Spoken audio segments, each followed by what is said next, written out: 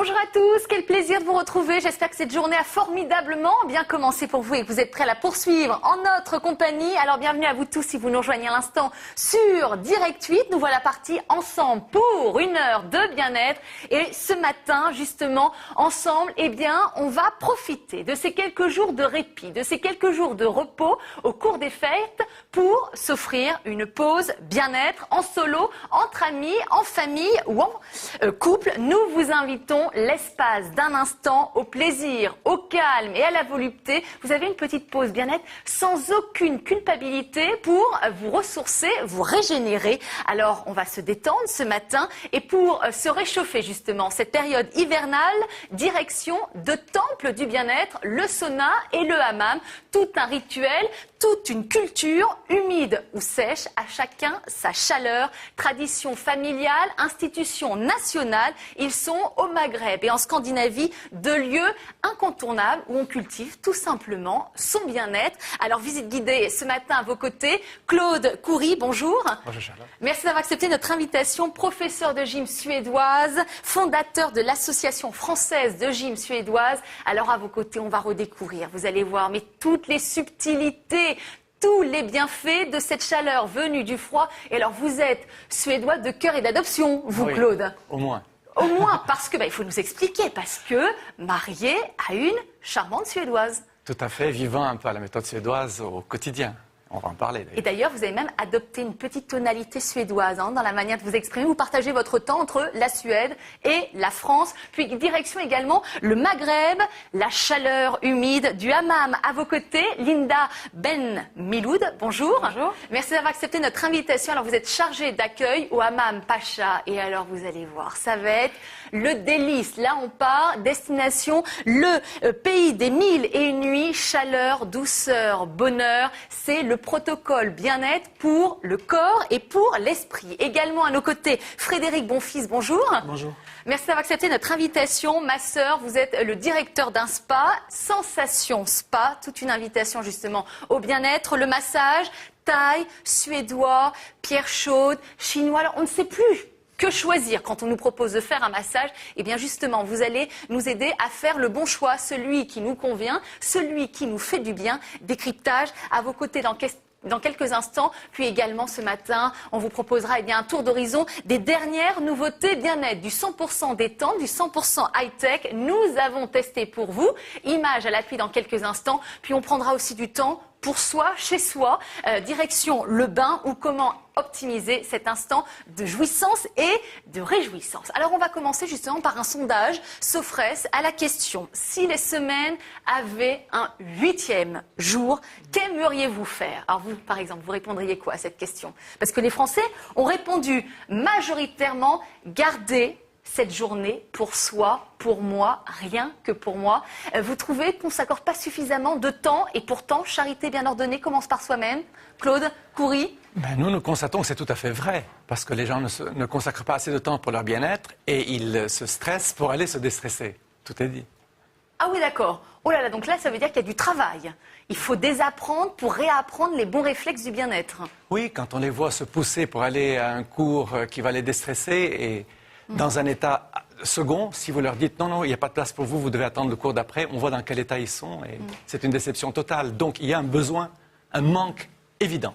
Mais c'est incroyable ce paradoxe. C'est-à-dire qu'aujourd'hui, on a le temps pour tout, pour rester des heures à parler pour rien dire devant la machine à café, à rester des heures au portable. Et on s'aperçoit, c'est qu'aujourd'hui, Frédéric Bonfils, on n'a plus de temps pour soi. Est-ce que tout est une question de hiérarchie? Quand on veut, on peut. Ah, tout à fait. C'est vraiment une décision qu'on doit prendre personnellement et qu'il faut prendre d'ailleurs parce que c'est essentiel aujourd'hui de retrouver son corps, son propre corps, de lâcher l'esprit en fait, de se reconnecter avec son corps. Au niveau de l'être humain, la chose la plus forte qui existe, c'est véritablement le corps. Et finalement, c'est plutôt en essayant de tout vouloir, essayer de comprendre avec l'esprit, qu'on s'oublie soi-même. De contrôler, de maîtriser. Ouais, exactement. Et finalement, on se fait soi-même, on se fait mal à soi-même. Et le résultat, c'est que la reconnexion avec le corps, c'est la reconnexion avec l'essence même de l'être humain. Puis le petit vélo a tourné dans la tête depuis des mois entre la crise, la grippe A. Et bien justement, on va oser profiter de ces quelques jours en fin d'année pour se faire du bien. Linda, finalement, s'offrir du temps pour soi, c'est faire un acte d'amour à soi-même. Oui, c'est faire un acte d'amour à soi-même parce qu'on prend le temps pour soi. Comme disait Frédéric, on redécouvre son corps. On peut, enfin en tout cas au Hammam Pacha, on peut y aller entre amis, entre filles. Et donc aussi, c'est le moment de se reconnecter avec les gens qu'on aime et qu'on n'a pas forcément le temps de voir tous les jours. Donc c'est vraiment un bon moyen de se couper un peu du monde professionnel qui nous malmène. Mais vous avez raison, Linda. Alors justement, Claude, on a toujours, vous savez, les mauvais alibis pour ne pas s'accorder du temps. Ben justement, on n'a pas le temps. Il y a cette culture judéo-chrétienne qui nous fait culpabiliser. On associe souvent, justement, cette pause à une sorte de paresse. Alors justement, on va renverser la tendance ce matin. Quels sont les bons arguments pour s'occuper de soi? On a tout à y gagner. Et déjà de mieux donner aux autres. Les Suédois disent personne n'a du temps, il y a certains qui en prennent. La différence est là. Ça veut dire que c'est possible. Bien sûr que c'est possible. Et si on donne l'importance à son corps, parce qu'il est très difficile d'imaginer un esprit sain dans un corps qui n'est pas sain. Donc forcément, il faut commencer par la base, par le corps, il faut le soigner. Après ça, tout va bien. À ceux qui disent ne pas avoir de temps, Frédéric, mon fils, voilà, vous savez, ceux qui considèrent, non, pas le temps, trop de travail, trop de choses à gérer. Oui, tout à fait. Souvent, il y a aussi le phénomène de se dire, le fait de ne pas avoir de temps, finalement, j'existe au niveau de la société. Donc le fait d'avoir du temps pour moi, c'est presque me mettre à l'écart de la société. Je pense qu'il y a presque une notion sociologique à ce niveau-là. Et on peut avoir du temps pour soi et être également actif au niveau de la société. Je le vois très souvent avec certaines de mes clientes qui ont du mal avec le concept de se poser. Se poser, c'est presque mourir un peu, en fait. Oui, la petite mort. Ouais, exactement. Et pour moi, c'est tout le contraire. C'est vraiment être, exister et presque renaître, d'ailleurs. C'est redémarrer. Il y a beaucoup de personnes qui ont le sentiment de perdre du temps, mais au contraire, de s'accorder une pause de quelques minutes, quelques heures, mais on va en gagner après, finalement. Il faut savoir en prendre pour mieux en gagner du temps. Linda? Oui, je pense que c'est assez important de prendre soin de soi justement pour pouvoir donner plus à notre entourage et aux autres et surtout être, se rebooster pour le travail, se redonner du peps et aller de l'avant. Alors justement, vous allez voir, on va aller de l'avant en cette fin d'année parce qu'on va vous proposer, alors déjà pour commencer, 2 rituels de bien-être par excellence. En tout cas, ils le sont dans les pays respectifs, dans le Maghreb, le Maroc, la Tunisie, l'Algérie et également en Scandinavie, Norvège, Suède, il m'en manque un, ça y est, Norvège, attendez, je vais le retrouver, Norvège, Suède, Finlande, voilà, il manque toujours. Et c'est vrai que là-bas, on a le sentiment que c'est perçu que le hammam, aussi bien au Maghreb qu'en Scandinavie, finalement, sont perçus comme des institutions nationales. C'est tout un rituel, mais c'est aussi très culturel. Claude Coury, le sauna, le sauna fait partie de l'hygiène. L'hygiène au point de vue corps et esprit. C'est la purification de l'esprit, la purification du corps, ça va ensemble. Le sauna, ça vient du pays du Père Noël, tiens, cette saison. C'est pas par hasard que les Finlandais soient les champions du monde du sauna, comme celui du Père Noël, comme celui du lancer du téléphone portable. Ce sont des gens qui donnent la tendance, et la tendance vient de soi. Ici, le bien-être, c'est fondamental. C'est-à-dire que c'est une coutume à la base finlandaise. C'est pas récent, ça existe depuis des millénaires, le sauna. Oui, le mot sauna, en fait, c'est le sauna, tel qu'ils le disent ceux qui l'ont inventé. C'est parti de chez eux, ça a l'âge de notre ère, puisque c'est un peu plus de 2000 ans. 2000 ans, c'est depuis que notre ère existe. Depuis ce temps-là, ces gens-là se nettoient, se purifient par cette méthode-là. C'est une hygiène. C'est toute une hygiène, on va en parler justement. Mais alors là-bas, justement, en Scandinavie, d'abord on construit le sauna avant de construire la maison. C'est-à-dire qu'il n'y a pas un immeuble ou une maison sans son sauna. C'est incontournable dans la vie quotidienne.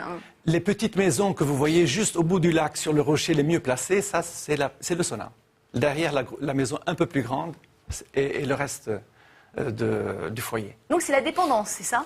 C'est la dépendance, mais elle est bien mise en valeur, parce que quand vous allez voir ces gens-là, vous arrivez en bateau déjà chez eux devant le quai, vous avez l'endroit, le ponton où vous attachez votre bateau, vous l'amarrez, et juste après, dès que vous descendez, la première chose, c'est le sauna. Pourquoi? c'est un signe extérieur de bien-être? Peut-être, mais c'est surtout aussi pour des raisons pratiques. Parce qu'après le sauna, ils vont directement dans l'eau. Mais l'eau qui fait combien de degrés? Ah ben, des fois c'est la neige, des fois il n'y a pas d'eau, c'est gelé. En hiver c'est gelé, ils vont se rouler dans la neige. Ah, c'est le fameux bain scandinave. Tout à fait, c'est ça un véritable sauna. Bah alors, le hammam, il n'y a pas de neige, a priori du côté du Maghreb. Quoique, parfois, il peut y avoir justement quelques flocons de neige du côté de l'Atlas. Alors, le hammam, c'est rôle de purification, on va y revenir, mais c'est aussi, il y a tout un rôle de socialisation autour du hammam. Exactement. En fait, au Maghreb, le hammam regroupe surtout, enfin, les hommes et les femmes dans des salles différentes. Il y a des jours pour les hommes, il y a des jours pour les femmes. Les femmes s'y retrouvent justement, comme je vous disais tout à l'heure, pour se retrouver, couper un peu du monde qui les entoure à la maison, les enfants, le travail aussi pour certaines. C'est le salon de thé du Maghreb. C'est le salon de thé du Maghreb. Justement, elles y sirotent un thé en se faisant tour à tour chacune leur gommage. Il y a de l'entraide. C'est vraiment un rituel de socialisation et un rituel aussi bien, en tout cas au Maghreb, féminin que masculin. Et il y a aussi un rôle de transmission. Je ne sais pas si c'est le cas aussi pour le sauna, mais c'est incroyable comme au Maghreb, il y a une transmission de ce rituel qu'est le hammam. C'est-à-dire qu'on y va combien de fois par semaine On au y va hammam? une fois par semaine. Ah, une fois par semaine. Le gommage se fait une fois par semaine et surtout les femmes ou les hommes aussi viennent avec leurs enfants, les plus petites ou les plus petits, donc découvrent ça et donc ça fait partie effectivement c'est ancré. Des générations. C'est ancré dans la tradition et dans la culture maghrébine. Ouais. Alors vous-même qui avez des origines algériennes, Algérienne. c'est ça Lina? Est-ce que vous poursuivez ce rituel, vous qui habitez aujourd'hui en France? Alors, est-ce que vous arrivez? Non, j'y arrive pas. J'arrive pas du tout à apprendre justement, c'est le problème du temps pour moi.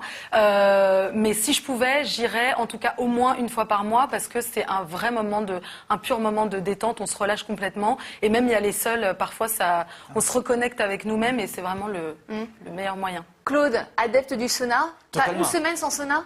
Pas une semaine sans sauna. Le sauna du samedi, par exemple, est le minimum. C'est le must.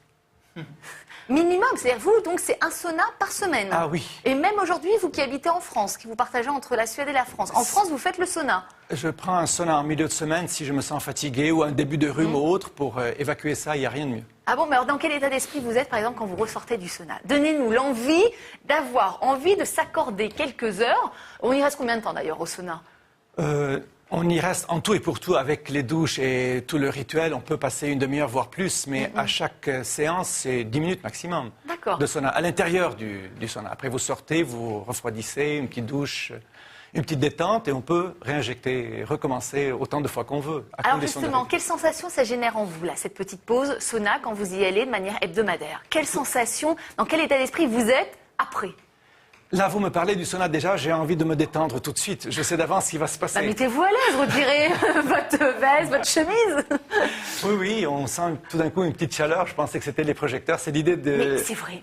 C'est vrai que moi aussi, j'arrive froid en commençant l'émission. Vous aussi, ça va mieux? Oui. On se réchauffe. N'est-ce pas, Charlotte, vous ne tremblez plus, là, ça va très Voilà. bien. Vous avez l'air Grâce tout à fait votre chaleur détendu. humaine, c'est votre chaleur humaine, Claude, que vous me donnez. Alors, on entre stressé, tendu, les muscles contractés dans un sauna. Et une fois que vous avez la chaleur qui vous enveloppe, la première sensation, c'est les muscles qui se décontractent. Oh là là, c'est bon. Après la chaleur de l'intérieur, votre corps commence à combattre la chaleur, donc il va commencer à éjecter de l'eau, de la transpiration, l'ouverture des pores, les toxines qui commencent à sortir, tout commence à fonctionner, le sang, le cœur qui commence à pomper de plus en plus, donc le système articulatoire qui fonctionne mieux, tous les organes se sentent irrigués et vous avez cette sensation de relax immédiate. Le corps se réveille. Oui, se réveille et en même temps il se relâche, il se sent bien, cette sensation d'équilibre. C'est pour cela qu'il y a les deux en même temps, l'énergisation et le calme, la relaxation. Linda, vous qui gérez l'accueil du hammam, j'imagine que quand vos clients passent et qu'ils repassent, qu'ils font l'aller et le retour, j'imagine que vous constatez un avant, un après, en 2-3 adjectifs. Quelles sont les sensations qui reviennent le plus régulièrement? Pour les femmes qui viennent au hammam Pacha, on se sent belle en sortant, on se sent régénéré et tonique surtout. On se sent relaxé mais tonique. On est prête à reprendre une vie normale, mais on se sent vraiment détendu, tonique et surtout très belle. Moi, c'est très belle. Oui. Ah bon? Oui. Mais c'est-à-dire, qu'est-ce que ça fait? C'est une cure de jouvence? C'est une cure de jouvence dans le sens où le fait de faire ce rituel de gommage, etc., d'éliminer toutes les cellules mortes qu'on retrouve sur la peau, on a l'impression d'avoir une deuxième peau et du coup de se sentir renaître et donc de retrouver une peau vraiment saine et d'être belle au top, quoi. Alors on se dit, mais alors que choisir entre le hammam et le sauna? Mais on ne choisit pas, on prend les deux, mais malgré tout, on va expliquer quand même qu'il y a une différence. La différence, elle se situe au niveau de la chaleur. C'est-à-dire que du côté du sauna, la chaleur est sèche, du côté du hammam, la chaleur est humide. Alors qu'est-ce que ça change? Qu'est-ce qui différencie ces deux modes de chaleur? Alors, Linda, la chaleur humide, qu'est-ce qu'elle va nous apporter? La chaleur humide nous apporte le relâchement musculaire, donc c'est ce que disait Claude tout à l'heure, le relâchement musculaire, mais aussi un moyen de vraiment libérer, ouvrir tous les pores de la peau, permettre aussi que le gommage se fasse mieux et donc du coup de libérer vraiment toutes les toxines et les cellules mortes de la peau. Et puis également un relâchement de l'esprit, où de ce côté humide, on a l'impression de se retrouver, quand on pousse les portes du Hammam Pacha en tout cas, on a l'impression de se retrouver au Maroc. On est parti, on a fait un aller-retour en 1h30 et c'est ça qui est assez merveilleux. Oui, puis la chaleur humide est également plus douce quelque part, je trouve, et plus proche de l'aspect un peu maternel. On se retrouve un peu comme dans le ventre de sa maman, très protégé. Je pense que c'est la différence essentielle entre le sauna et le hammam, c'est plus féminin en fait. Mais Claude n'a pas dit son dernier mot. Ouais. Alors, oui, la chaleur sèche. C'est que parfois on peut avoir peur de la chaleur, on se dit, on a le sentiment qu'on va mal respirer. Il y a des personnes qui se sentent pas tellement bien dans une ambiance de chaleur. Tout à fait. C'est pour cela que notre premier outil dans un sauna, vous l'avez ici, c'est la cuillère de bois pour prendre de l'eau et renvoyer sur les pierres chaudes, sur les pierres volcaniques. Et du coup, ça dégage une certaine vapeur et vous réglez. On a l'impression d'avoir le réglage de la température, de l'humidité dans un sauna sec parce qu'on peut rajouter au fur et à mesure de l'eau. Ils se rejoignent finalement. À part que le sauna, on a le contrôle du taux d'humidité. On le règle selon le corps, selon vos envies, selon vos besoins. Régulièrement, vous en rajoutez. C'est du sur-mesure du côté du sauna. Selon le besoin de l'utilisateur. D'accord. Si vous sentez que ça vous pique un peu trop, vous y allez, vous rajoutez. Mais en général, c'est une question d'affinité et de goût. En général, finalement, il n'y a pas tellement de différence quant à la finalité de la chaleur, de ce qu'elle va provoquer sur nous, sèche ou humide. Ah oui, les effets sont les mêmes. En bout de ligne, vous sortez de là, vous êtes bien, que vous ayez fait un sauna ou un hammam, c'est exactement la même sensation de relax total où vous êtes sur un nuage. Alors, les vertus et les bienfaits. Allez, on y va, on nous motive. Alors, Linda, les bienfaits, les vertus d'un bon hammam. On ressort comment? Propre, mais encore. On ressort propre, on ressort les muscles donc relâchés, donc très détendus. On ressort aussi si on a eu la possibilité donc de faire un massage à l'huile d'argan. On a réhydraté sa peau, on a donné vraiment un nouveau souffle, on va dire, à sa peau. Et les bienfaits se font ressentir à long terme. L'idéal étant vraiment, en tout cas pour une vie de parisienne ou de française stressée, de le faire une fois par mois au moins, parce que c'est vraiment un vrai moment de détente. Mais c'est vrai qu'on l'oublie, c'est que la peau est un émonctoire et l'émonctoire le plus important. Donc si on ne libère pas les toxines via les pores de la peau, il y a un moment où il se bouge et c'est là où les problèmes commencent. Claude, vous disiez avant de prendre l'antenne que si tout le monde allait faire soit un sauna au moins hebdomadaire ou même mensuel, qu'on éviterait bien des grippes. Et notamment la fameuse grippe A dont on nous a tant parlé. C'est une étude faite par la toute sérieuse British Medical Association qui a comme résultat de cette étude que 2 à 3 saunas par semaine diminuent de 65% les incidences de rhume et de grippe. Et c'est très sérieux, cela. Ça veut dire que si on imposait un hammam ou un sauna à la population, ça aurait des effets au moins équivalents à cette campagne de vaccination et autres. On n'aurait peut-être même pas besoin d'aller jusque-là. Donc à la fois, c'est esthétique, mais c'est aussi thérapeutique, finalement, aussi bien le hammam que le sauna. Totalement. Il y a aussi l'effet sur lequel on n'insiste pas assez, l'effet déstressant. C'est bizarre. On dit toujours que la France est un pays qui consomme le plus d'antidépresseurs. Et bizarrement, au sud de la France, il y a des régions où on fait beaucoup de hammam. Et corrigez-moi, Linda, mais les antidépresseurs, on ne les connaît pas dans les pays d'Afrique du Nord. C'est pareil en Scandinavie. En Scandinavie, les gens ne savent presque pas ce que c'est que des antidépresseurs. Ils n'en prennent pas. Et si vous remarquez, vous regardez les gens, si vous envoyez vos équipes, filmez les gens à l'entrée et à la sortie, vous allez voir l'état dans lequel ils sont totalement déstressés. C'est la meilleure cure d'antidéstresseurs. Le sauna ou le hammam, c'est l'équivalent. Oui, puis il y a toujours ce lien entre le corps et l'esprit, parce que c'est vrai que quand les femmes ressortent, alors notamment du hammam, elles ont une peau, mais c'est incroyable. C'est-à-dire qu'on a l'impression que la peau est assainie, qu'elle a été purifiée. Elle a retrouvé tout son éclat, en fait, de par justement tous les soins et de par aussi le gommage qui est assez énergique. Donc c'est là où en fait ça nous donne cette tonicité en sortant du hammam, où on se sent décontracté, mais à la fois on a envie d'aller de l'avant et on se sent pas du tout fatigué, mais juste relaxé et reposé de tête et de corps. Et la peau justement retrouve une douceur. De par après l'hydratation à l'huile d'argan notamment, qui par ses vertus antioxydantes, anti-vieillissement, qui nous donne cette peau toute douce. Oui. Frédéric, plutôt adepte du sauna, du hammam, vous avez votre petite préférence à vous, Est-ce que vous avez testé les deux? Ah oui, je suis adepte de tout, moi. Ah oui, d'accord. Testeur. J'aime passer du sauna au hammam, j'aime tellement le massage également. Enfin, vraiment, je sais tout ce qui est... Épicurien du bien-être. Tout à fait. Bon, alors comment ça se passe? Le hammam et le sauna. On y va, est-ce qu'on y va nu, habillé? Parce que parfois, c'est vrai qu'on peut être surpris. Alors, par exemple, chacun fait ce qu'il veut, ou on arrive, on nous dit, ah non, c'est vous retirez la culotte, vous y allez nu, vous faites local. Alors, pour le hammam dans lequel je travaille, en tout cas, donc le hammam Pacha, on propose aux femmes, elles peuvent y aller nues, ou alors garder leur maillot de bain si elles le souhaitent. En général, on voit beaucoup de femmes qui gardent le bas et qui enlèvent le haut. Et il y a tout un rituel. Ensuite, il y a la douche. Et puis après, par étapes, plusieurs étapes de la salle la plus tiède à la salle la plus chaude. Mais la plus chaude, c'est-à-dire la salle la plus chaude, ça monte à combien de degrés? Ça peut monter à 60 degrés facilement. Plus de 60 degrés, facilement, la plus chaude.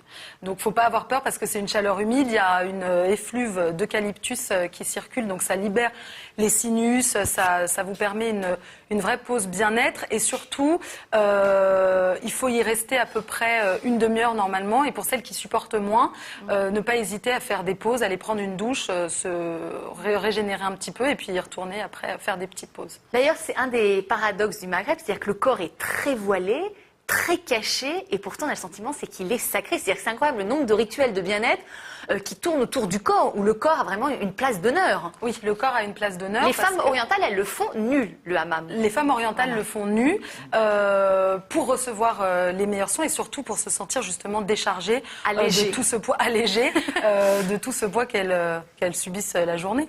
Ouais. Le sauna? Au sauna, on va par définition dans son habit de naissance. Nu. Nu. Mais vous êtes très à l'aise, vous les nordiques et les germaniques, avec la nudité, hein? Oui, tout à fait. On se baigne nu d'ailleurs dans les plages. C'est pas, il n'est pas rare de voir les gens se dévêtir et aller à la plage. Parce qu'on a une autre vue, si vous voulez, de ça. Quand vous entrez dans un sauna, il peut être mixte d'ailleurs. Il ne faut pas être surpris quand on y va la première fois. Mais vous verrez que les gens sont dans un autre état d'esprit. Le sauna est un endroit de méditation. C'est presque un lieu de prière avec les encens, les odeurs, le bois de pin, l'eucalyptus et tout cela. Ça donne envie. Ça vous met dans un état méditatif et vous êtes tellement bien en vous-même. C'est une introspection beaucoup plus que de se soucier du reste. C'est de se soucier de ses propres sens. Donc on est beaucoup plus les yeux fermés. La lumière est d'ailleurs très douce dans les saunas. Vous voyez, et vous avez les odeurs et la sensation. C'est un voyage vers l'intérieur plus que vers l'extérieur. Ça donne envie, hein. On a envie là de quitter le plateau, d'aller se mettre justement en déconnexion, parce que il y a plus un rôle de socialisation quand même, hein, au hammam. C'est-à-dire qu'on y va davantage entre amis au sauna aussi, ou c'est plus une activité individuelle le sauna? Ah, le sauna, c'est les trois, c'est l'individuel, le familial et même les affaires. C'est un domaine qui est totalement... On va signer les contrats dans le sauna? Chez les Finlandais, vous ne faites pas d'affaires si vous n'avez pas passé un sauna ensemble. On dit que les Français doivent avoir bu ensemble, trinqué ou pris un repas. Pour les Finlandais, c'est tout aussi régulier, mais c'est orienté sur le sauna. Parce qu'au sauna, ils le disent bien, comme on l'a dit, on est nu au sauna. Il n'y a pas d'apparat, il n'y a pas de cache, on ne se voit plus la face. On retire le masque. Tous les masques descendent dans un sauna. Les masques aussi bien extérieurs qu'intérieurs. Ouais. Et après avoir pris une bonne séance de sauna, quand on prend un café ou une petite collation à côté, toujours en petite serviette simplement, c'est là où on commence à parler d'affaires entre amis, où on convertit le côté relation d'affaires avec des relations amicales. Et quand on met le côté amical dans les affaires, c'est évidemment beaucoup mieux pour les affaires. Bon, ça monte jusqu'à combien de degrés le sauna? Enfin, ça on fait du sur-mesure, on l'a dit du côté du sauna. Vous, a priori, vous acceptez bien volontiers jusqu'à combien de degrés? Le sauna, pour les connaisseurs, pour les vrais, pour les Finlandais, ça va jusqu'à 100 degrés. Ça va entre 80 pour les non-initiés jusqu'à 100. C'est dans ces eaux-là que ça tourne. Et quand on a très très chaud, on rajoute un petit peu d'eau et on sent un adoucissement de l'air. Oui. Bon, on va penser à vous durant les vacances, là, parce qu'on va, je crois, s'offrir cette petite pause. D'ailleurs, pour ceux qui n'ont pas eu encore l'idée d'un petit cadeau de Noël, par exemple, qu'est-ce qu'il y a de mieux que d'offrir un moment de bien-être à ceux qu'on aime. Je pense que ça peut être une bonne idée. Ah oui, je pense aussi. Bien vu, Charles. Oh là là, Claude. Allez, on va passer du traditionnel au moderne. Tour d'horizon des dernières innovations, des dernières nouveautés version bien-être. C'est du 100% détente, du 100% high-tech ou quand innovation rime avec décontraction. C'est un sujet de Julie Thierry. Se détendre, un mot qui nous fait tous rêver. Aujourd'hui, la technologie se plie en quatre pour nous satisfaire. Futuriste, performante, de nouvelles machines voient le jour chaque année. C'est l'opération Retour vers le futur. Et on commence par cette bulle d'oxygène. Le principe, 30 minutes de relaxation où tous nos sens sont en action. Objectif, un lâcher-prise total. Des pieds à la nuque, notre corps est entièrement massé grâce à ce fauteuil de massage relaxant. Une musique zen et des sonorités de nature bercent cet instant de détente. Un jeu de lumière amuse notre regard et des odeurs d'huiles essentielles calment notre esprit. Résultat, du zen, du zen, du zen.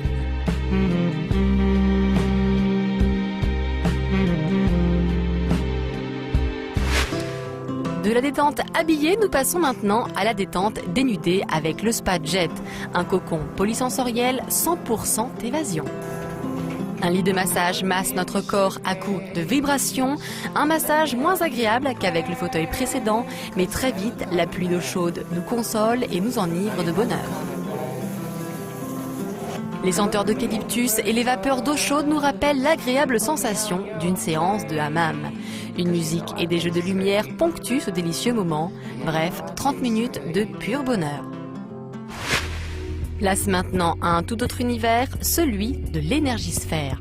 Cette technologie repose sur la relaxation ericksonienne, le principe même de l'hypnose.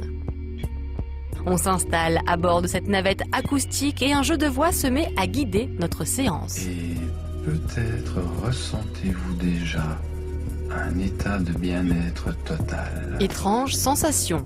Un jeu de lumière s'ajoute et rythme la voix de l'hypnothérapeute virtuel. Situation que vous espérez. 30 minutes de séance pour évacuer son stress et éliminer la fatigue.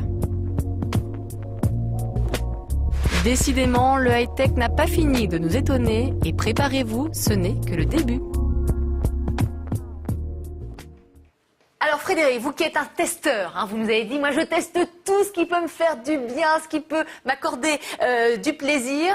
Qu'est-ce que vous en pensez de ces machines? Dernière innovation, c'est marketing ou ça marche vraiment? Ça peut nous apporter quelque chose, le petit plus qui fait la différence côté bien-être? À titre personnel, je ne suis pas hyper branché machine. Maintenant, je pense véritablement que tout est bon pour se faire du bien, en fait. Donc, quel que soit l'outil qu'on va utiliser, voilà, il faut le faire. Il faut le faire. Si on a envie de le faire, il faut le faire. Il faut se faire plaisir, il faut se faire du bien, il faut s'occuper de soi. Et ça peut passer par tous les outils que l'on veut. Mais je trouve que la relation de la main du masseur, par exemple, est quand même la chose la plus intéressante, la plus unique qui soit. À mes yeux, évidemment. Donc pour vous, c'est sacrilège, tous ces appareils qu'on nous vend des fortunes pour se masser comme ça le dos. Moi, ce qui me plaît ça particulièrement... remplacera jamais la main d'un masseur, la main experte d'un masseur. Ce qui me plaît particulièrement avec la main du masseur, justement, c'est que, en fait, c'est le regard de la personne extérieure vis-à-vis de mon propre corps et vis-à-vis de moi-même, en fait. Et c'est cette relation, cet accord non verbal, souvent d'ailleurs, qui peut être verbal aussi, dans le cadre d'hypnose ericksonienne ou autre d'ailleurs, mais cette relation de deux personnes de façon très très intime, c'est ce qui me plaît en fait, on s'occupe de moi. Et la machine n'a pas le pouvoir de s'occuper de moi de la même façon qu'une personne humaine. Mais il a besoin de beaucoup d'attention, ce Frédéric. Il veut qu'on s'occupe de lui de manière individuelle. Claude, alors vous qui partagez votre temps entre la Suède et la France, j'imagine que les Suédois, on sait qu'ils sont très proches de la nature. Là, ça crée un décalage, le high-tech, parce que la nature, elle nous apporte aussi beaucoup de bien-être en soi. Et elle est gratuite. Mais, tout à fait. D'ailleurs, la gym se doit être, et par définition, une gym sans machine. C'est votre corps, c'est le sol, c'est la musique, c'est tout ce qu'il vous faut. Donc c'est un retour aux sources, aux valeurs naturelles. Et le sauna, pareil. Vous avez du bois, rien que du bois dans un sauna, que des produits naturels. Donc les machines, c'est pas vraiment ce qu'on recherche quand on veut aller au fond des valeurs. Quand vous êtes un peu stressé, ce à quoi vous aimez céder le plus simplement possible, qui vous fait le plus de bien, Linda? Parce qu'on se dit, le bien-être, ça va encore nous coûter cher. Il va falloir encore qu'on aille faire des saunas, etc. Allez, de manière très épurée, qu'est-ce qui peut être apport de bien-être pour nous? Moi, c'est un bon bain chaud qui va me détendre parce que je ne prends jamais de bain. Je n'avais pas le temps non plus de prendre des bains, donc je prends des douches assez rapides. Et le bain, se prélasser dans un bain de chaud pendant une demi-heure, c'est le grand... Le grand frisson, le grand bonheur. Et on vous donnera tout à l'heure justement les ingrédients pour optimiser ce moment de réjouissance. Vous, Claude, allez comme ça. Déstresser, c'est le contact avec la nature par définition. J'ai enfermé dans ma tête des tas d'images du haut des Alpes, les sommets enneigés, tout cela. Il suffit de fermer les yeux et de se retrouver là-dedans. C'est toujours la nature qui est une valeur de référence. Et quand on se promène en forêt avec les senteurs qui sont dégagées dans un bois, loin de toute ville, de tout bruit, c'est à peu près ça qu'on retrouve d'ailleurs dans un sauna, l'odeur du bois de pin. Vous fermez les yeux, vous avez l'impression d'être dans une forêt totalement. C'est ce silence total et rien que les bruits de la nature. Mais dès lors qu'on se ressource, on est aux sources du bien-être. Totalement. En général. Et vous, Frédéric, votre... Moi, je me fais masser, quoi qu'il arrive. Ah mais non, mais vous n'avez pas la possibilité. Vous êtes seul sur une planète, ce à quoi vous cédez et qui est gratuit. Dans ces cas-là, je vais imaginer me faire masser. Oh là là, mais c'est pas mal ça. C'est aussi une très bonne idée. Allez, on fait la petite pause publicitaire et on va revenir justement, juste après, on va vous parler de massage. Oui, mais lesquels choisir entre le massage aux pierres chaudes, le massage chinois, thaï, il en existe bien d'autres. Et bien justement, on va vous aider à faire le bon choix, celui qui vous convient. Mais d'abord, on fait la petite pause publicitaire, on revient juste après, à tout de suite.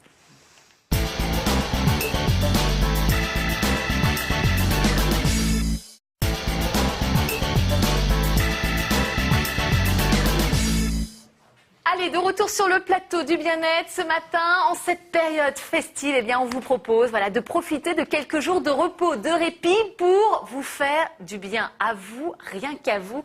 Alors, on s'est réchauffé dans la chaleur humide ou sèche d'un hammam et d'un sauna. Maintenant, on va se réchauffer entre les mains.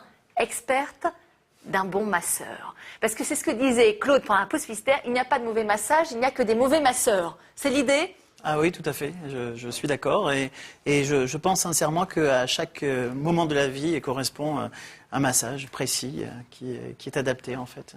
Mais non, mais est-ce qu'on ne sait plus quoi choisir? C'est-à-dire qu'on nous propose, vous voulez quoi comme massage? Il y a tellement l'embarras du choix qu'on ne sait pas celui justement qui va répondre à nos besoins dans le moment présent. Donc on va justement faire à vos côtés un petit décryptage. Alors qu'est-ce qu'on a à gagner, à faire un massage de temps en temps, à s'offrir ce moment d'un massage? Regardez, on dépense bien de l'argent dans tout ce qui est hi-fi vidéo. Donc là aussi, c'est une hiérarchie des priorités. Pourquoi ne pas consacrer un peu aussi d'argent pour se faire du bien? Alors, le massage, les vertus d'un bon massage. Les vertus sont immenses et en même temps elles sont toutes simples en fait. C'est vraiment un retour vers soi-même. C'est un instant d'arrêt en fait à un moment donné, se dire voilà, je n'ai plus à avancer, j'ai plus à bouger, j'ai plus à réfléchir. Je me laisse prendre en charge en fait à un moment donné et fais de moi ce que tu veux finalement. Et en même temps, j'ai envie de pouvoir oublier le masseur et de penser véritablement à moi. Totalement, intégralement. On fait le point en fait sur soi-même, sur sa vie, sur son corps aussi.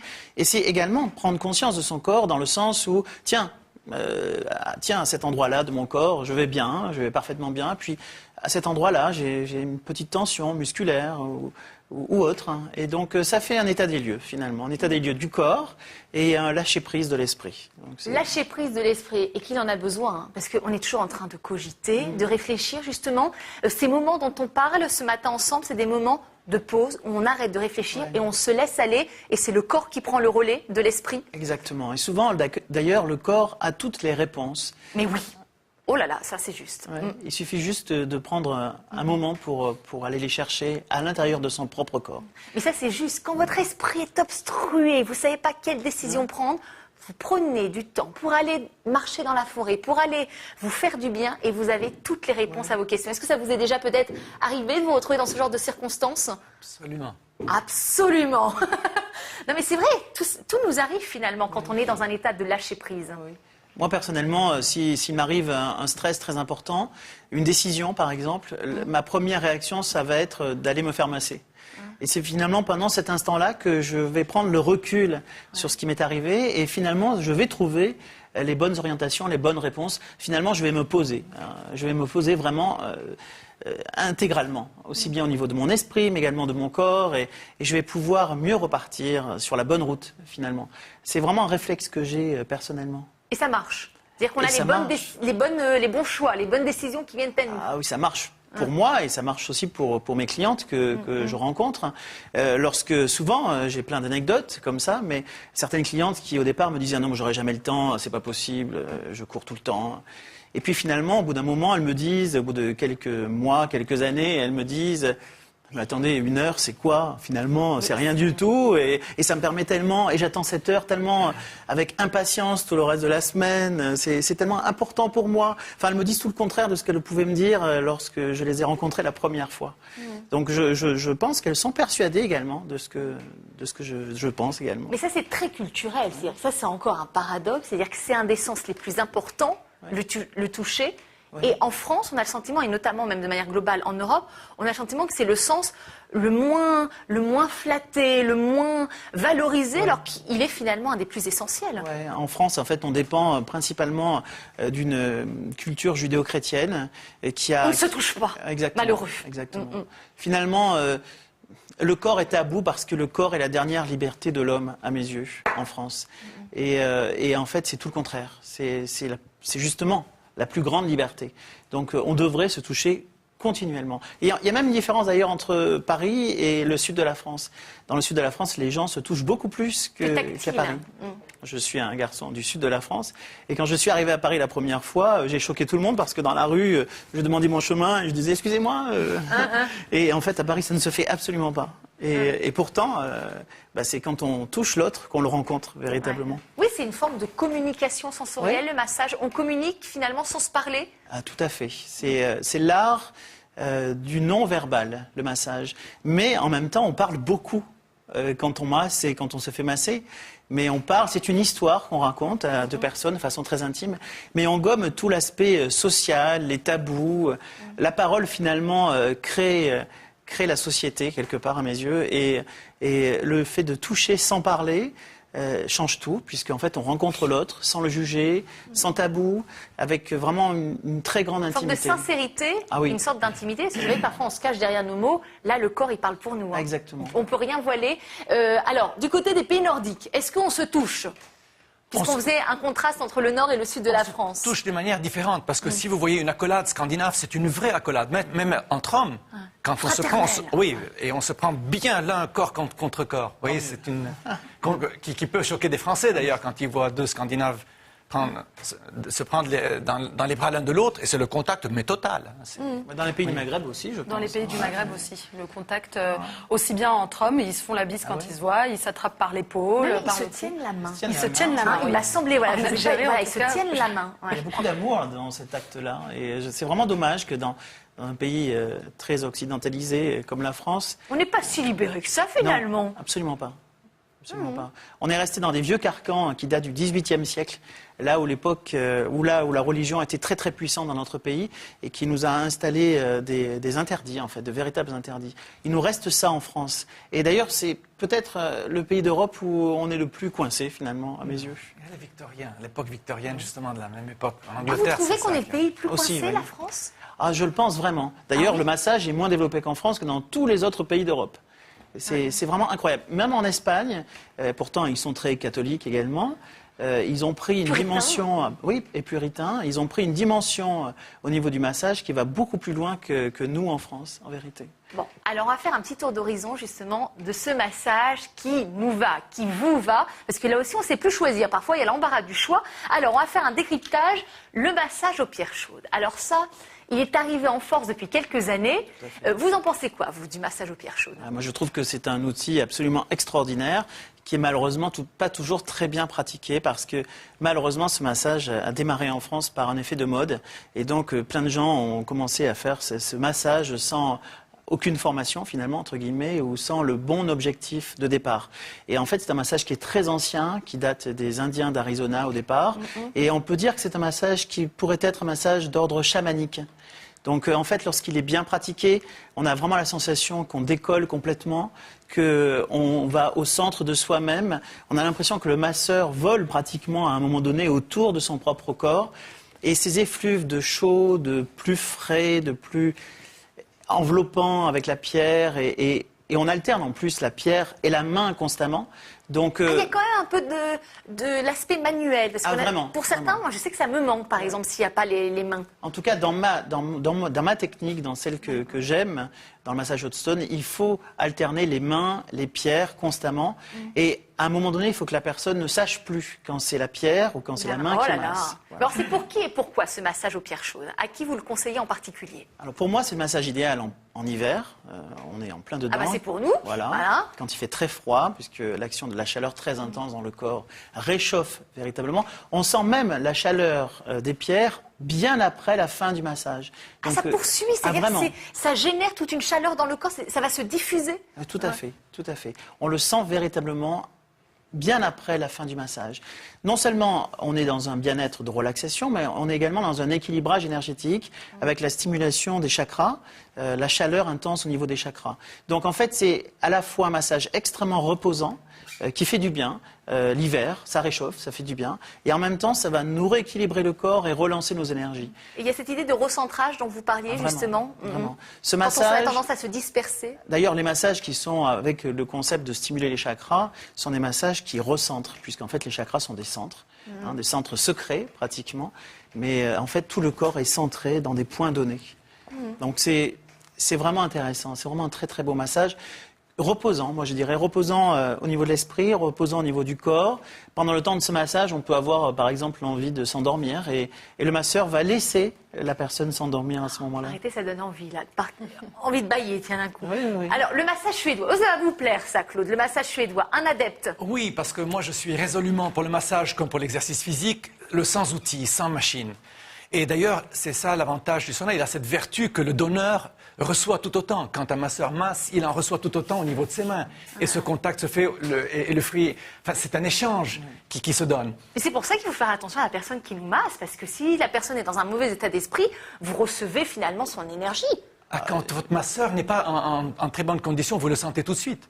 Moi, je reçois des massages tous les lundis, je commence ma semaine. Pas un massage de toute façon, c'est... Oh là là, on dit Monsieur Bien-être, là. Ah, totalement. On a Monsieur Bien-être en plateau ce matin. Ah, bien sûr. D'ailleurs, j'ai raté ma séance de massage ce matin pour venir à votre émission. Mais là, c'est un massage mais vous me le rendez 1000 fois, c'est voilà. ça, c'est très très bien. Mais le massage sans outils, c'est important, parce que l'échange, comme on l'a dit, celui qui masse, il ressent cette énergie, et les deux ressentent. Quand vous êtes massé, relâché, vous sentez les bonnes ondes que vous envoie votre masseur. Et s'il ne va pas bien, vous le ressentez ce jour-là. Oui, si c'est un bon masseur, il est censé pas transmettre. Oui, le changer. Oui, voilà. Si c'est un bon masseur, mais parfois vous avez aujourd'hui des centres esthétiques où vous faites des papouilles, et c'est vrai que tout dépend de la qualité aussi du masseur et de la manière dont il peut justement mettre cette barrière quand énergétiquement il peut être malmené. Alors le massage suédois, là, c'est du nordique et du dynamique. Hein. Quand on voit Claude, on n'en doute pas une seconde. Oui, tout à fait. Là, c'est un massage qui est fait pour un objectif. C'est un massage anatomique. Qui est un massage de relaxation également, hein, mais avec l'objectif de nettoyer les toxines, de faire du bien, de rééquilibrer. Enfin, je pense que c'est un massage qui pourrait être avec l'idée d'une certaine gymnastique du corps, malgré tout. Donc il y a une action, il faut avoir envie de... Voilà, on ne se sent pas complètement passif dans ce massage parce que le corps doit réagir en fait à la main du masseur. C'est-à-dire, c'est pour les sportifs, c'est musculaire? C'est pas forcément pour les sportifs, mais parce qu'en fait tous les gens peuvent avoir des petits problèmes, des petits troubles au niveau des trapèzes, par exemple. Et en fait, il est bon, même quand on n'est pas sportif, de ne pas avoir mal au trapèze. Et le trapèze est vraiment régulier lorsqu'on conduit, lorsqu'on fait de l'ordinateur, etc. Donc en fait, c'est un nettoyage du corps au niveau des toxines. Et il est vrai que quand on est sportif, c'est un massage qui est idéal, hein, mais qui n'est pas non plus totalement adapté aux sportifs. D'accord. Donc pour là, tout le monde, c'est l'idée donc de nettoyage, c'est ça? Nettoyage, prise de conscience du corps dans son schéma véritable. Le schéma corporel est très important dans le massage suédois. C'est-à-dire que le corps est fait de telle façon, on part des jambes, on monte sur le dos. C'est un massage qui est très ordonné, carré, avec vraiment l'objectif de faire du bien de façon anatomique. Dans une reconquête d'énergie aussi. Oui, énergétique, mais énergétique vis-à-vis du corps, pas énergie spirituelle. Ah c'est oui, plus le corps que le spirituel. D'accord, on s'occupe davantage du corps. Il ne faut pas oublier qu'une des grandes vertus du massage, c'est qu'il réduit le temps de récupération après l'effort. Vraiment, Les sportifs d'élite, les tennismen, etc., on sait très bien l'importance de leur masseur. Au niveau des plus grands noms français, on les voit bien. On parle même maintenant de leur masseur autant que de leur entraîneur. C'est une importance fondamental dans le sport, et le sport de haut niveau en l'occurrence, parce qu'il réduit, après une séance, après un match de foot très important, les masseurs sont à l'œuvre pour pouvoir réduire au maximum le temps, ou réduire au minimum le temps de récupération pour qu'ils soient capables de retourner au combat. Le quotidien est en soi un sport de haut niveau. Quand on voit la manière dont on gère le quotidien, Vraiment. non, mais c'est une sorte de marathon. Hein. C'est une course effrénée, on se lève le matin, ça y est, là c'est l'autoroute, il faut tracer. Donc c'est vrai qu'il faut parfois faire des petites pauses. En fait. Voilà. Le corps tienne. Et Mais là, le corps, il est intelligent, il tient longtemps, mais il y a un moment où il craque. Exactement. Donc il ne faut pas attendre qu'il craque pour se réveiller. Exactement. D'ailleurs, les gens qui se font masser très régulièrement, finalement, finissent presque plus fragiles au niveau du corps que les autres, dans le sens où ils ont tellement une bonne conscience de leur propre corps qu'ils vont ressentir les choses dans leur propre corps de façon beaucoup plus puissante. Mais en les ressentant, ils vont empêcher le corps aussi de craquer, comme vous le dites, et en fait, ils vont pouvoir réagir avant que ça aille trop loin. C'est ça. Finalement, les massages permettent de nous reconnecter à notre corps, de savoir, parce que finalement, ce corps, il nous envoie beaucoup de signaux. Tout à fait. Qui nous paraissent parfois anodins, mais qui sont très importants. Alors tiens, on va partir. On va du côté de l'Asie. Massage thaïlandais. Alors, Claude, alors, non, là, le sourire, ça donne envie, hein, le massage thaïlandais. Alors, son état d'esprit. Alors écoutez, moi c'est un de mes massages favoris, on va dire. Et c'est vrai que ça donne envie de sourire, mais bêtement, pratiquement, parce que en fait c'est un des plus beaux massages du monde à mes yeux. Voilà, par exemple. Ah oui, d'accord. C'est pas obligé d'ailleurs, on peut être habillé ou déshabillé, c'est pas tellement le souci. En Thaïlande, on peut recevoir les deux. En tout cas, ce sont des massages qui sont des massages millénaires, qui reposent sur des traditions extrêmement puissantes, précises. Et en fait, on peut presque dire que c'est un yoga massage dans le sens où le masseur fait prendre des postures à la personne massée et des postures très abouties, très précises, très méthodiques. Mais pour faire quoi? Alors en fait, ce massage est le massage idéal déjà. Premièrement, pour une fois de plus prendre conscience de son corps, se poser là. Pour recevoir ce bon massage, il faut impérativement accepter de se laisser aller complètement. Donc, il ne faut pas être en résistance dans le mouvement vraiment pas. Voilà, si la personne nous accompagne dans le mouvement. Tout à fait. C'est un massage qui n'est pas adapté à des gens qui ne se sont jamais fait masser de leur vie. C'est un massage pour initier, entre guillemets. Mais quand on se laisse aller, quand on rentre en méditation pendant le temps du massage, on s'aperçoit que finalement le corps a des... C'est très valorisant comme massage parce qu'on va beaucoup plus loin que ce qu'on peut imaginer. On est beaucoup plus souple que ce qu'on croit lorsqu'on est en méditation. Et finalement, le corps s'ouvre complètement, l'âme s'ouvre complètement. Oui, c'est ça. C'est qu'on redécouvre une potentialité insoupçonnée. Oui, la sensation est ultra positive parce qu'on a l'impression d'avoir dépassé nos propres limites lorsqu'on fait ce type de massage. Voilà. Et puis, on travaille également sous forme de détente au niveau des couches corporelles, en fait. Et les couches sont essentielles dans le corps humain parce que le corps est une entité, en fait, du devant à l'arrière. Et ce massage va complètement traverser le corps dans sa totalité. Et cette notion de traverser est essentielle. Et pour les personnes qui sont pudiques, il y a la possibilité, en tout cas, d'avoir la tenue qu'on a vue à l'antenne. Allez, on termine par le massage chinois. Ensuite, on va aller faire un tour au bain. Là, ça va nous faire du bien. Le massage chinois. Le massage chinois est un massage qui est thérapeutique. Plus d'ordre médical, mais c'est une médecine parallèle, on va dire, une médecine ancestrale. Mais les gens qui reçoivent ce type de massage sont des gens qui y vont avec un objectif très précis. Pas tellement de gymnastique ou de découverte du corps, mais plus aller mieux physiquement et presque, entre guillemets, parce que c'est quand même de la relaxation dans l'absolu, mais aller mieux aussi médicalement, entre guillemets. Donc, il y a vraiment... C'est le massage santé, c'est ça qui va faire circuler l'énergie, reconnecter les organes, stimuler, renforcer. Normalement, on va faire ce massage avec un objectif précis et un objectif médical, même si c'est une médecine ancestrale. Bon, il y a l'embarras du choix. En tout cas, il y en a pour tous les goûts, pour tous les styles. Vous optez pour quoi, Linda, vous? Le massage aux pierres chaudes, entre les quatre. Vous, Claude? Pas le massage suédois, il faut sortir je l'ai choisi, du cercle suédois. Je prendrais bien le massage chinois. Frédéric l'a dit, c'est un massage curatif. C'est-à-dire, si vous allez mal, si je suis en état qui a besoin de thérapie ou autre, j'irai plutôt vers le chinois. Parce que ce que les Chinois disent, c'est le fameux haola, haola.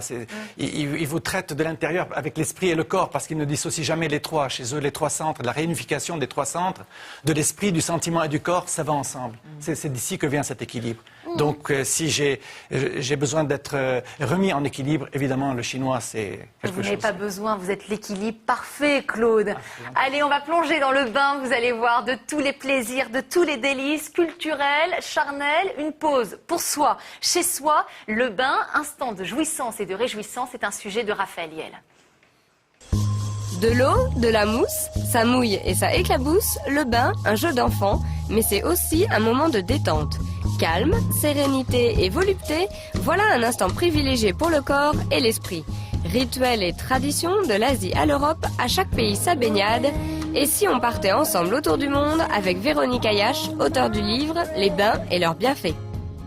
Il y a plusieurs sortes de bains parce que le bain est quelque chose de très... On se rend compte que quand on voyage un petit peu dans toutes les civilisations, le bain a une place à part qui est très culturelle et qui peut prendre plusieurs visages. Donc il peut y avoir les bains de séduction qui peuvent s'inscrire dans des rituels de beauté, des bains de bien-être comme on a l'habitude nous aujourd'hui de les prendre, des bains de méditation qui sont une sorte de purification du corps et de l'esprit. À chaque bain son plaisir, à chaque culture sa symbolique. Le bain de fleurs en Indonésie s'inscrivait dans tout un rituel de séduction, de préparatifs aux noces. On prépare la future mariée à être offerte à son époux. Rituel ancestral, le bain de fleurs est encore pratiqué aujourd'hui, un rituel transmis de génération en génération. Dans d'autres pays d'Asie, comme le Japon par exemple, le bain là pour le coup est pas du tout un bain de séduction, au contraire c'est un bain de méditation, de purification. Au Japon, on prend le bain dans un furo, baignoire en cèdre qui conserve la chaleur, l'eau, minimum 50 degrés, tout ça pour méditer. Douceur, chaleur et bonheur, Véronique Ayache nous dévoile ses conseils exquis pour un bon bain à la française. À la maison, après l'effort, le réconfort. On commence à remplir la baignoire. Les bougies allumées, c'est tout de suite romantique, c'est tout de suite chaleureux, c'est tout de suite apaisant. Ça joue beaucoup dans la création de l'ambiance.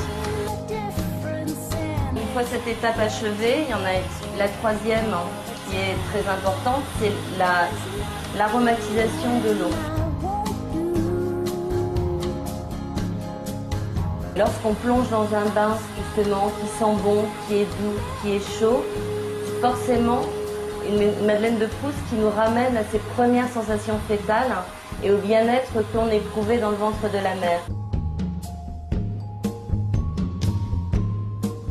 Et bien maintenant que la baignoire est presque pleine, je vais vous demander de me laisser parce que c'est l'heure de mon bain.